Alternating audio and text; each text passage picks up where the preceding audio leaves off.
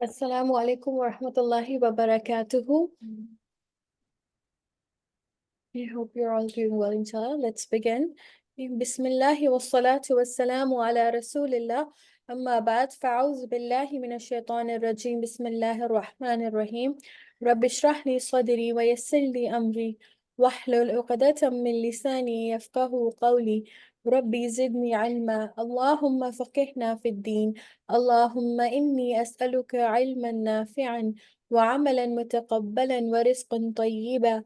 اللهم اهد قلبي وسدد لساني واصل سخيمة قلبي آمين يا رب العالمين. So welcome back to another class. Inshallah, this will be one of this will be the last class for this year, inshallah. And hoping to see you all in the next upcoming year, inshallah. Doesn't matter wherever the journey of a human being or a believer is that they should be connected to the Quran. Whoever, the words of Allah are same, right? Everywhere. Whoever they can connect with, whichever teacher they find beneficial, that's the one you should connect from, right? But the point is that the person should be connected to the Book of Allah, right? Because that's the thing that keeps us calm in everything that's happening in the world. Okay, that's the thing that is the most beneficial for any human being, the most precious thing, right? Allah subhanahu wa ta'ala tells us, then this is وَهُوَ خَيْرٌ مِمَّا يَجْمَعُونَ. This is better. This is the best thing that a person can accumulate. You could have everything in the world and still be left with nothing, right? The Book of Allah is the one that actually helps the person to take something with them when they go to their grave, right? No amount of wealth, no amount of power, no number of people, they are going to help a person when that person dies and leaves this world. They are all left behind, or sometimes inherited by other people that are left behind. But only through the Book of Allah, when a person changes their action, right? When it comes to reciting this book, applying this book in their life, that's what they take in their grave with them. Okay, so the believer's life, okay, is a life that revolves around this book. Okay, this book and the hadith of the Prophet, the Sunnah of Rasulullah sallallahu alaihi wasallam. Quran and Sunnah are the only things, okay, wherever a person is, no matter what they're doing, this should be a part of their life. Okay, so inshallah bismillah. So today we will complete our the study of Ayatul Bir. Okay, this is called the Ayatul Bir, ayah 177 of Surah Al-Baqarah. Okay, this is the Bir means righteousness. Bir means goodness. Bir means all kinds of goodness, like all kinds of khair. Okay, Bir comes from bar or barara, which means a land or a forest. Okay, so it does not mean, and here this is one of the most wholesome ayahs in the Quran. It tells us about a believer's, like a picture of a believer. If you were to paint a picture of a believer, that is something that can be painted with Ayatul Bir. Okay, so this is one of the most wholesome ayats in the Quran, giving a picture of a believer. Okay, so Allah subhanahu wa ta'ala says, لَيْسَ الْبِرَّ أَن تُوَلُّوا وُجُوهَكُمْ قِبْلَ الْمَشْرِقِ وَالْمَغْرِبِ. So righteousness is not that you just physically turn yourself towards different directions of prayer. Okay, and what is the context of this ayah? Just a quick review is that in the previous ayat, Allah subhanahu wa ta'ala talks about the change of the Qibla. When Rasulullah sallallahu alaihi wasallam, he had migrated to Medina, okay, a command came from Allah, and before that, they were turning, the believers, the Muslims in Medina, were turning towards Jerusalem, okay, which was also the Qibla of the Yahud and Nasara, the Jews and the Christians. So that command came that no longer this is going to be your qibla. Your qibla is the Kaaba. Again, that's made permanent qibla until the day of judgment for the believers.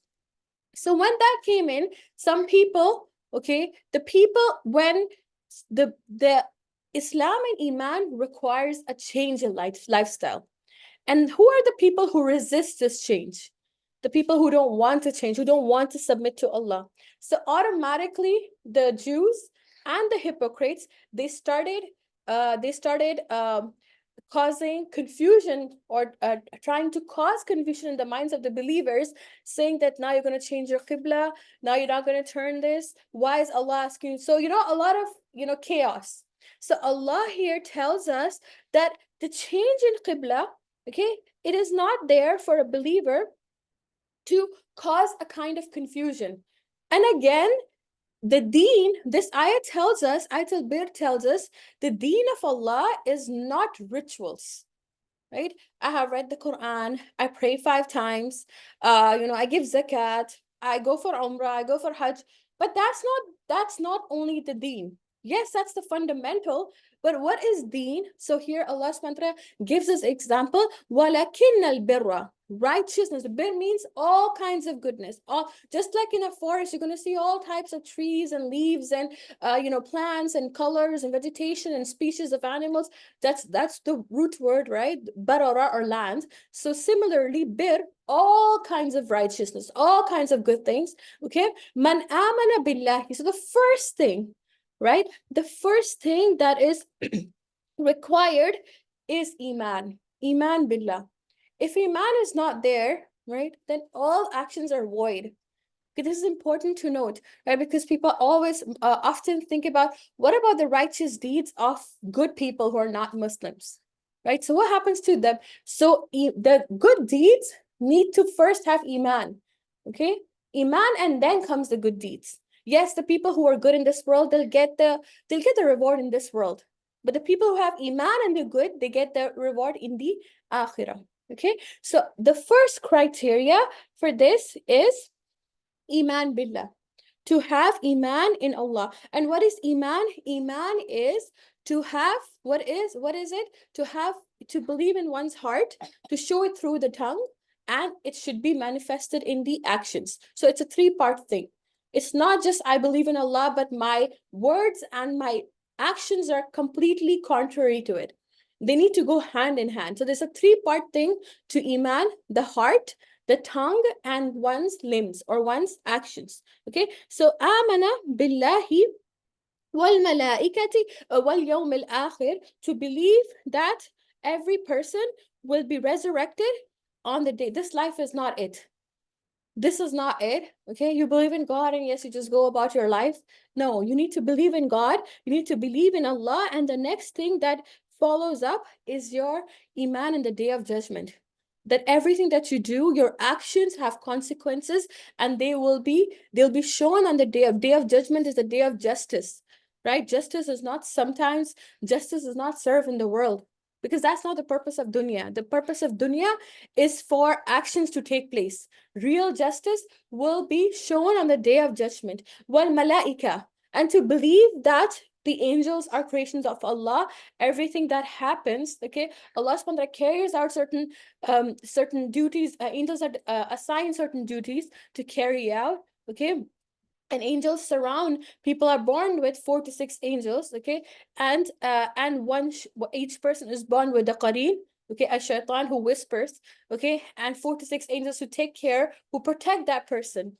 Okay, and the one who is righteous attracts the company of the angels. The one who does evil actions, the angels leave and they attract shayateen. So one should be conscious, even if they're alone, there's still beings around them. Okay, so amana آمن بالله واليوم الآخر والملائكة والكتاب, and the book, and to believe in the book. Okay, right? Some people say, Iman, my goodness is in my heart, my belief is in my heart, but Quran, it's stories. It's just stories of the past. I can't apply it, or I will only apply what. No, so belief in the book means to understand the book, to apply it as Allah subhanahu wa ta'ala has commanded us to do so. You can't just let go. Okay, when nabiyyin, and the prophets came to guide us, to tell us about tawheed, which is belief in one God. okay, and to warn us about the akhirah. Okay, and these are the people who are our role models, whose footsteps we need to follow. Okay, so Iman is it's these are all basically the pillars of Iman. And if one lets go of, does not believe or does not follow even one of the pillars of Iman, then their Iman is invalid. Their Iman is void. Okay, so these are the things that are part of the Iman. Okay, and then وَآتَ الْمَالَ عَلَى حُبِّهِ. So the person, so next, when Iman, as we spoke about Iman, what is the next step of Iman? Iman is manifested through actions. Right? Iman is shown through actions. How do you prove that you love even in this dunya? How do you say to someone, I love you. I love your mom, I love your dad. You say to your siblings, your spouse, for example. How do you show it? You show it. You show it through your actions. It's not just a lip service or just in your heart you love them.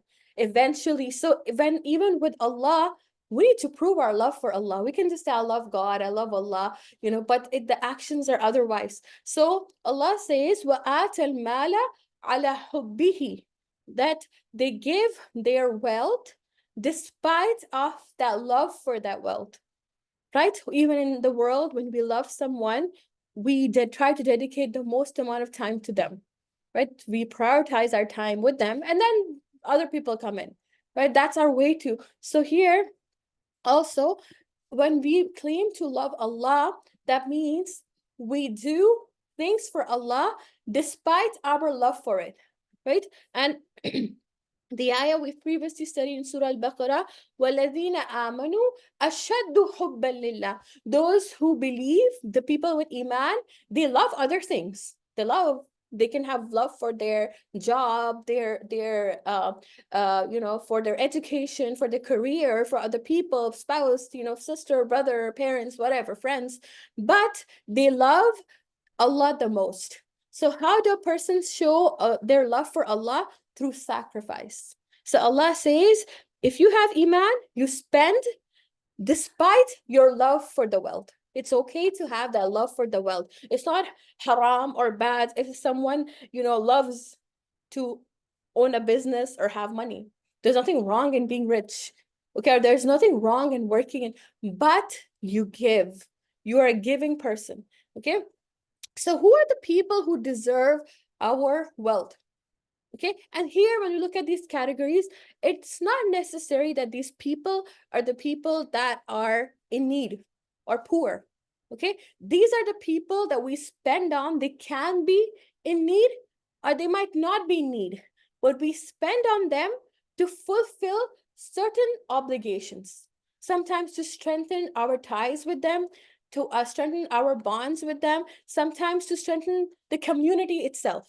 So it's not necessary, our idea, even mentioned in previous classes, that whenever we're grown up to think that our mal is only for the poor, or we always give charity to the needy, right? So here Allah subhanahu wa ta'ala, He corrects, He aligns our thinking. How